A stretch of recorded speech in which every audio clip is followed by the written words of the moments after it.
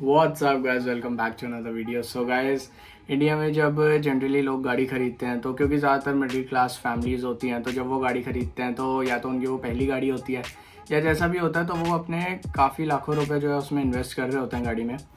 तो सारी चीज़ें देखने के बाद और सब कुछ स्टडी करने के बाद में वो लोग गाड़ी लेते हैं, और उसमें जो है वो लोग ये नहीं चाहते कि हमसे कहीं पर भी किसी भी पॉइंट पे जो है वो गलती हो गाड़ी के लिए। इसीलिए जो है मैंने सोचा कि क्यों ना मैं अपने पर्सपेक्टिव से जो गाड़ियाँ मतलब मेरे को लगता है कि हाँ ये गाड़ियाँ जो हैं बेस्ट हैं इस प्राइस लिस्ट में, मैंने उस पर वीडियो बनाई है।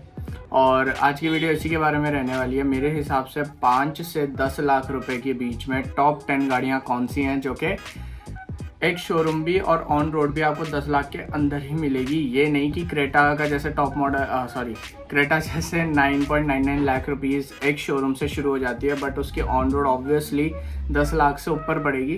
तो ऐसा नहीं है, 5 से 10 लाख के बीच में एक शोरूम और ऑन रोड रहने वाला है इस लिस्ट में। जितने भी लोग आप गाड़ी लेने का सोच रहे हो, तो क्या पता इसमें से कोई गाड़ी जो है आपको पसंद हो और आप सोच रहे हो लेने का। और अगर आपके अगर आपके जानने वालों में से किसी को गाड़ी लेनी है तो आप उनको ये वीडियो शेयर कर सकते हो, सो दैट उनको थोड़ी सी और मतलब थोड़े ऑप्शंस मिल जाएंगे, थोड़ा सा उनको सोचने में बेटर रहेगा कि उनको कौन सी गाड़ी लेनी है। वीडियो शुरू करने से पहले चैनल को सब्सक्राइब कर लो, वीडियो को लाइक कर दो और शेयर भी कर देना। और अब शुरू करते हैं वीडियो और बात करते हैं पहली गाड़ी से। और हाँ, एक छोटा सा डिस्क्लेमर कि यहाँ पर मैं जो गाड़ियाँ आप लोगों के साथ में शेयर करने वाला हूँ, वो गाड़ियाँ जो हैं उन्हीं ब्रांड्स की रहने वाली हैं जो ब्रांड्स बहुत सालों से इंडिया में डील कर रहे हैं। क्योंकि जब हम गाड़ी लेते हैं तो सबसे पहले जो है रिलायबिलिटी, सर्विस नेटवर्क, उनके गाड़ी के पार्ट्स की अवेलेबिलिटी प्लस जो उनकी रीसेल वगैरह, ये सारी चीज़ों को कंसिडर करके गाड़ी ली जाती है। तो इसलिए मैंने इस लिस्ट में वही गाड़ियाँ रखी हैं जो बहुत टाइम से चलती आ रही हैं और जो कंपनीज़ को काफ़ी ज़्यादा साल हो गए और वो कंपनीज़ का जो रिलायबिलिटी स्कोर है वो काफ़ी ज़्यादा है। ठीक है। इसमें आपकी रेनॉल्ट की जो जैसे मैग्नाइट आई है या फिर निसान मैग्नाइट आई है या फिर रेनॉल्ट केगर आई है, तो वो सारी गाड़ियाँ इसमें जो है नहीं है लिस्ट में। ये एक छोटा सा डिस्क्लेमर था। बाकी अब वीडियो शुरू करते हैं और पहली गाड़ी से शुरुआत करता हूँ मैं आप लोगों के लिए। पहली गाड़ी रहने वाली है मारुति सुजुकी वैगन आर। ये गाड़ी, जितनी भी गाड़ी होंगी उनकी प्राइसेस आपको आपकी स्क्रीन पर जो है देखने को मिल जाएंगी। अगर इंजन की बात करें तो इस गाड़ी में आपको 2 इंजन ऑप्शंस मिलते हैं, एक 1 लीटर का पेट्रोल इंजन और एक 1.2 लीटर का पेट्रोल इंजन। जो 1 लीटर पेट्रोल इंजन है वो आपको पावर देता है 67.05 bhp की, और जो टॉर्क है उसका वो 90 Nm का टॉर्क है। और जो 1.2 लीटर का इंजन है वो आपको देता है 82 bhp की पावर और 113 न्यूटन मीटर्स का टॉर्क। इसके बाद में ये गाड़ी आप लोगों को पेट्रोल और सीएनजी दोनों में अवेलेबल है। अगर आप पेट्रोल लेते हो तो आपको दोनों इंजन ऑप्शन मिल जाते हैं, अगर आप सीएनजी लेते हो तो आपको 1000 सीसी का ही ऑप्शन उसमें देखने को मिलता है। उसके बाद में अगर ट्रांसमिशन की बात करें तो आपको 5 स्पीड मैनुअल और AMT के साथ में अवेलेबल होती है ये गाड़ी। उसके बाद में अगर इसकी एवरेज की बात करें तो ARAI क्लेम्ड एवरेज है इसकी 20.52 किलोमीटर पर लीटर से लेकर 21.79 किलोमीटर पर लीटर। अगर वारंटी की बात करें तो मारुति सुजुकी की सारी ही गाड़ियों की अक्रॉस द रेंज जो स्टैंडर्ड वारंटी रहती है वो रहती है 2 ईयर्स और 40,000 किलोमीटर्स। ठीक है गाइस, और ये गाड़ी मैं क्यों आप लोगों को रेकमेंड कर रहा हूँ, क्योंकि जो previous generation obviously wagon R को बहुत साल हो गए हैं और जो सक्सेस रेट है वैगन आर का ऑलमोस्ट 2 मिलियन कार्स जो है वो लोग सेल कर चुके हैं अब तक मारुति सुजुकी, और रिलायबिलिटी वाइज गाड़ी में कोई कमी नहीं है। और इस बार तो ये वाली जो जनरेशन है उसमें आपको जो स्पेस है वो भी ज़्यादा मिलता है प्रीवियस जनरेशन से। इसीलिए ये गाड़ी जो है आपको कंसिडर करनी चाहिए अगर आप 5 से 10 लाख के बीच में कोई गाड़ी देख रहे हो। अगर आपका बजट मतलब 6 साढ़े 6 लाख तक का है तो आप जो है देख सकते हो, वाली गाड़ी फैमिली के लिए काफ़ी सही है। उसके बाद में अगर हम सेकंड कार की तरफ चले तो वो है टाटा टियागो, और प्राइसेस अगेन सेम आपको यहाँ पर देखने को मिल जाएंगे। और ये गाड़ी मैं क्यों रेकमेंड कर रहा हूँ, ये गाड़ी मैं इसलिए रेकमेंड कर रहा हूँ क्योंकि सेफ्टी वाइज ये गाड़ी बेस्ट है अपने सेगमेंट में, और 4 स्टार ग्लोबल एनकैप रेटिंग जो है इसको सेफ्टी में मिली हुई है। तो सेफ गाड़ी है, प्लस फीचर रिच गाड़ी है, आपको फीचर्स में कॉम्प्रोमाइज़ नहीं करना पड़ता, आपको स्पेस में कॉम्प्रोमाइज़ नहीं करना पड़ता। तो गाड़ी ओवरऑल बहुत अच्छी है। और अगर इसके इंजन की बात करूँ तो इसमें आपको 1.2 लीटर का पेट्रोल इंजन देखने को मिलता है, जो कि आपको पावर देता है 85 bhp की और 113 Nm का टॉर्क। और उसके साथ में आपको जो इसमें ट्रांसमिशन मिलता है वो मिलता है 5 स्पीड का मैनुअल ट्रांसमिशन, और उसके साथ में AMT का भी ऑप्शन आपको जो है कंपनी प्रोवाइड करती है। उसके बाद में अगर एवरेज की बात करें तो ARAI एवरेज जो है इसकी वो है 23.84 किलोमीटर पर लीटर की, जो कि क्लेम्ड है बट इतनी मिलती नहीं है, मिलती आपको कमी है। उसके बाद में वारंटी की अगर बात करें तो इसमें वारंटी आपको 2 साल और 75,000 किलोमीटर्स की मिल जाती है, जो कि टाटा की स्टैंडर्ड वारंटी है। आपको जितनी भी गाड़ियां टाटा की हैं उनमें आपको इतनी ही जो वारंटी है वो देखने के लिए मिलती है। उसके बाद में अगली गाड़ी की तरफ चलते हैं। तो अगली गाड़ी जो है वो है ग्रैंड आइटन नियोस। गाड़ी इससे पहले ग्रैंड आइटन अभी भी आती है और आती थी तो काफ़ी सक्सेस उसकी रही, और नियोस भी एक अच्छी गाड़ी है। अगर हम नियोस की बात करते हैं तो नियोस में जो आपको इंजन मिलता है उसमें आपको 3 इंजन ऑप्शंस मिलते हैं, एक 1.2 लीटर पेट्रोल, एक 1.2 लीटर डीजल और एक 1 लीटर टर्बो पेट्रोल। ठीक है, ये आपको जो है गाड़ी CNG में भी अवेलेबल हो जाती है। और अगर इसके हम पावर की बात करें तो इस गाड़ी में आपको नॉर्मल जो पेट्रोल इंजन आता है 1.2 लीटर, उसके अंदर में 82 bhp की पावर और 113 न्यूटन मीटर्स का टॉर्क देखने को मिलता है। डीजल की बात करते हैं तो डीजल में आपको 74 bhp की पावर और 190 न्यूटन मीटर्स का टॉर्क देखने को मिलता है। और अगर जो टर्बो इंजन है उसकी बात करें तो उसमें आपको 100 bhp और 171 न्यूटन मीटर्स का टॉर्क देखने को मिल जाता है। उसके बाद में अगर हम इसके ट्रांसमिशंस की बात करें तो इसमें आपको वही सेम 5 स्पीड मैनुअल और AMT का ऑप्शन मिलता है।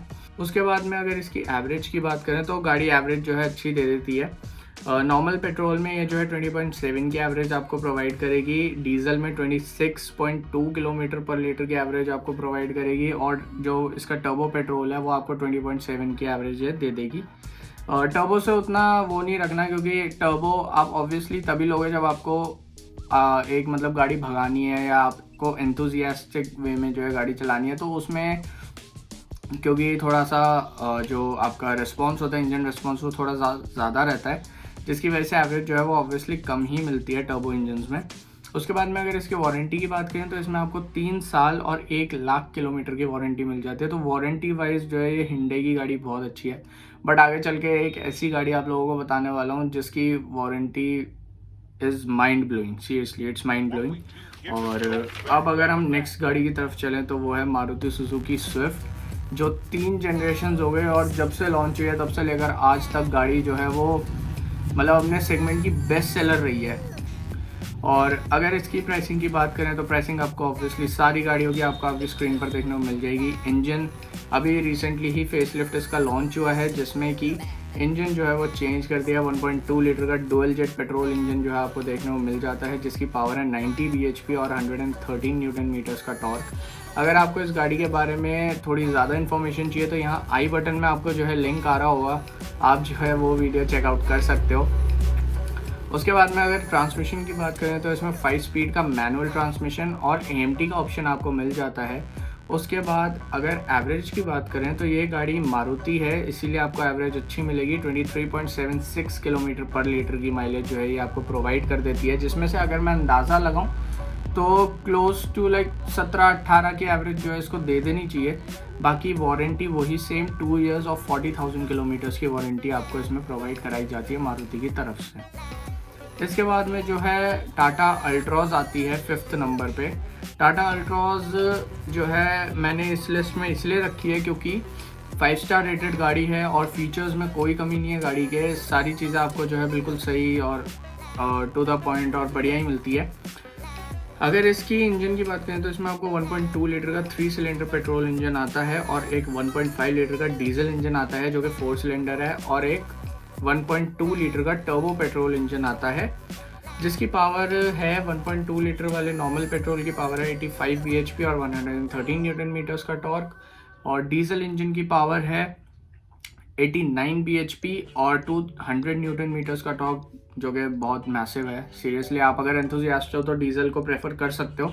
और अगर टर्बो इंजन की बात करें तो उसकी पावर है 110 bhp और 140 न्यूटन मीटर्स का टॉर्क।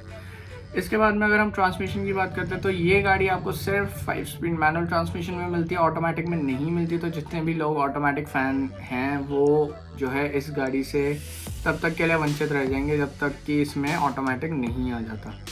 एवरेज की बात करते हैं तो ये जो है 18.13 kmpl टर्बो में निकालती है, 25.11 kmpl डीजल में निकालती है और 19.05 kmpl नॉर्मल पेट्रोल इंजन में निकालती है। अब अगर मैं आपको अपना एक्सपीरियंस बताऊं, क्योंकि मैं खुद personally Tata Altroz 1.2 litre normal petrol engine को ओन करता हूं, तो मेरे को जो ये एवरेज दे रही है वो दे रही है 15 की। ठीक है, 15 की एवरेज अगर हम हिसाब लगाएं तो ठीक ही पड़ जाती है। वैसे तो आप अगर 19 के हिसाब से लगाते हो तो कम ही है, बट देन इट्स ओके।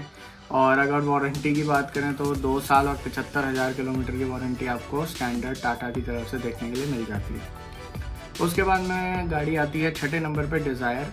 अच्छा, एक चीज़ मैं यहाँ पर आप लोगों को बता दूँ, ये जो गाड़ियाँ हैं ये मैं इनके सेल्स के ऊपर या फिर उस बेसिस पर नहीं कर रहा, ये मैं प्राइसेस के बेसिस पे कर रहा हूँ। तो जो सबसे सस्ती है वो सबसे पहली है और जो सबसे महंगी होगी वो सबसे लास्ट होगी, ठीक है।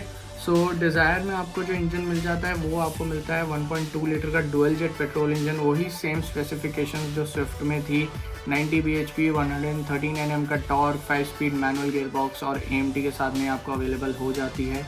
एवरेज की बात करते हैं तो ये 23.26 kmpl से लेकर 24.12 kmpl तक की एवरेज आपको प्रोवाइड कर देती है। वारंटी भी वही सेम 2 ईयर्स और 40,000 किलोमीटर्स की। और क्योंकि मारुति है तो वाइड सर्विस नेटवर्क है, जो पार्ट्स की अवेलेबिलिटी है वो सेम है, वो जो है जल्दी आपको अवेलेबल हो जाते हैं पार्ट्स। कहीं पर भी दिक्कत नहीं आती है क्योंकि सर्विस सेंटर्स जो है बहुत इजीली अवेलेबल हैं इसके। और उसके बाद में रीसेल में भी कभी दिक्कत नहीं आती मारुति की गाड़ियों से। तो इसीलिए जो है मारुति की गाड़ियाँ ऑब्वियसली ज़्यादा इसलिए भी बिकती हैं और माइलेज वगैरह इन सब में जो है गाड़ियाँ बढ़िया रहती हैं। उसके बाद में अगर बात करते हैं तो फिर से मारुति की गाड़ी आती है बलेनो, और उसमें आपको 2 इंजन ऑप्शंस आते हैं। एक तो आता है 1.2 लीटर का नॉर्मल पेट्रोल इंजन और आता है एक 1.2 लीटर का डुअल जेट पेट्रोल इंजन। तो इसकी जो पावर है नॉर्मल पेट्रोल इंजन की वो है आपकी 83 bhp और 113 Nm का टॉर्क। और अगर इसकी बात करूं डुअल जेट पेट्रोल इंजन की तो उसकी पावर है 90 bhp और 113 न्यूटन मीटर्स का टॉर्क। ट्रांसमिशन की बात करते हैं तो यह आपको 5 स्पीड मैनुअल और CVT के साथ में अवेलेबल कराई जाती है। एवरेज की अगर बात करें तो 19.56 kmpl से 23.87 kmpl तक की यह एवरेज आपको प्रोवाइड कर देती है, डिपेंडिंग कि आप कौन सा मॉडल लेते हो, ऑटोमेटिक, मैनुअल, डुअल जेट या नॉर्मल पेट्रोल इंजन। वारंटी की बात करें तो इसकी जो वारंटी है वही सेम 2 ईयर्स और 40,000 किलोमीटर्स की। और अब मैं वो जो है पसीना आने शुरू हो गए हैं क्योंकि पंखा बंद कर रखा है, गर्मियाँ आ गई हैं तो पंखा इसलिए नहीं चला सकता, नहीं तो फ़ैन की जो डिस्टर्बेंस है वो आएगी, ठीक है। अब इसके बाद में बात करते हैं जो गाड़ी, बहुत से लोग बोलेंगे कि इस गाड़ी को क्यों इसमें रखा लिस्ट में, इसकी जगह पे कुछ और दूसरी गाड़ी रख देते। बट सीरियसली अगर मैं आपको बताऊं तो ये गाड़ी बहुत रिलायबल है और अगर आप इसका वारंटी सुनेंगे तो सीरियसली आपको भी लगेगा कि हाँ, अगर कंपनी ये वारंटी दे रही है तो सीरियसली गाड़ी रिलायबल होगी ही होगी। वैसे तो आप लोग जब कंपनी का नाम सुनोगे तभी आप लोगों को पता चल जाएगा कि गाड़ी कितनी रिलायबल है। तो ये गाड़ी है होंडा अमेज।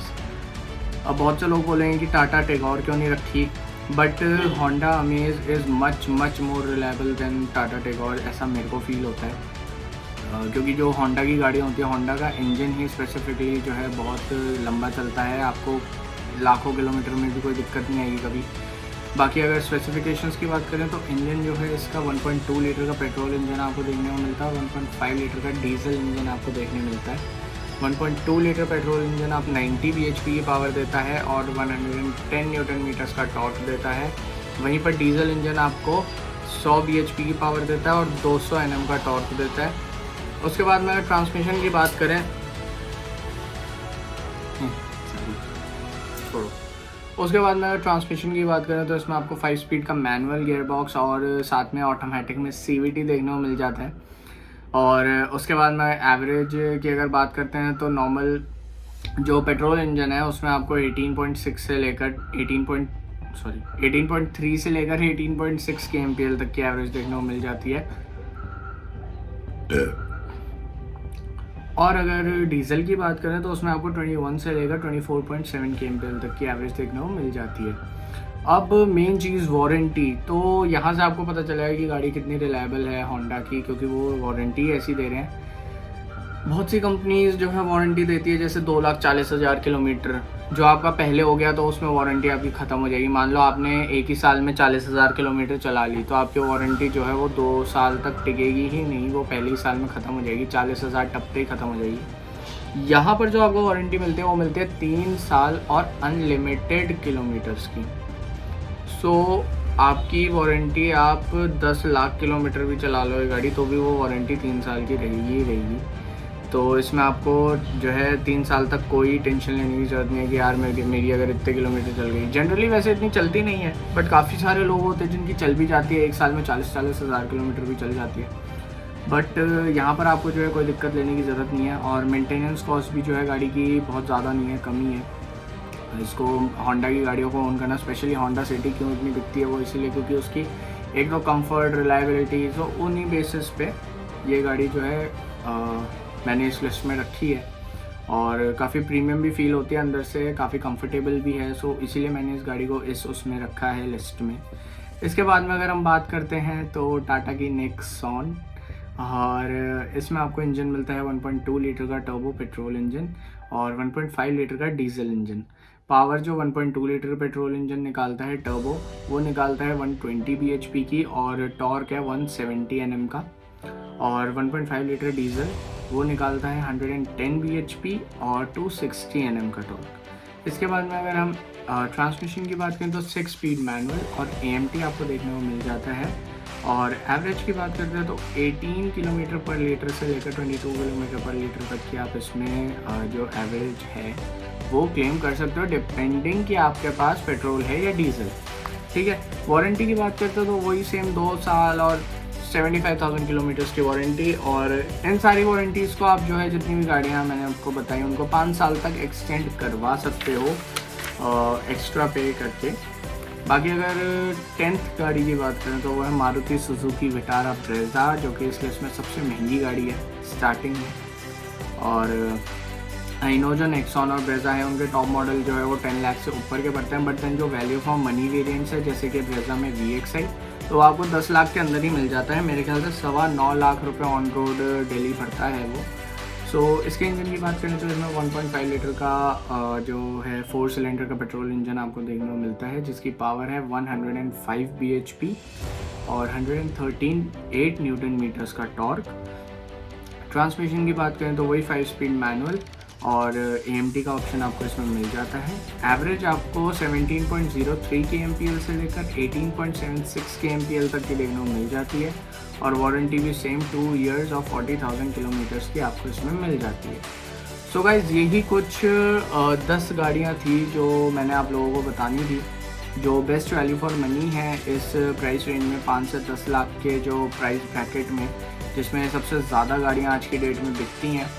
तो ये सबसे बेस्ट गाड़ियाँ मेरे पर्सपेक्टिव से हैं। अगर आपके पर्सपेक्टिव से कोई और गाड़ी इस लिस्ट में होनी चाहिए थी तो आप मेरे को नीचे कमेंट करके बता सकते हो, या फिर अगर आप चाहते हो कि इनमें से किसी गाड़ी या फिर किसी और गाड़ी का भी अगर मैं ओवरव्यू या फिर वॉक अराउंड बनाऊँ तो आप मेरे को जो है नीचे कमेंट्स में उस गाड़ी का नाम बता सकते हो। ठीक है। सो यही था आज की इस वीडियो में।